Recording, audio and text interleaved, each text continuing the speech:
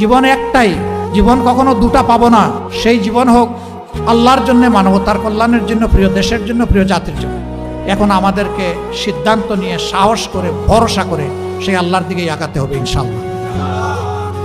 আর কাউকে পরোয়া করবো না ইনশাআল্লাহ। আপনারা দোয়া করবেন। অনেকে বলে যে আপনার সিকিউরিটি দরকার, বুলেট প্রুফ একটা গাড়ি দরকার।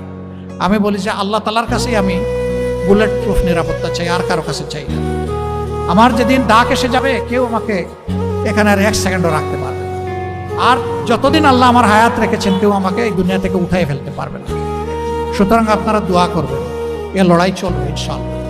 এ লড়াই আমরা বন্ধ করব না ইনশাআল্লাহ। এ পথে আমরা থামবো না ইনশাআল্লাহ। আমাদের সামনে হিমালয় পর্বত দাঁড়ায় গেলেও আল্লাহ তাআলার শক্তির সাহায্যে সেই হিমালয় পর্বত আপনাদেরকে, জাতিকে সাথে নিয়ে ইনশাআল্লাহ আমরা টপকাব।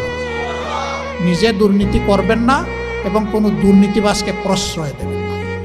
সমাজের সর্বক্ষেত্রে ন্যায় বিচার প্রতিষ্ঠা হবে, বিচার বিভাগ স্বাধীন হবে। কেউ বিচার বিভাগের উপর কোনো রাজনৈতিক হস্তক্ষেপ করতে পারবেন না।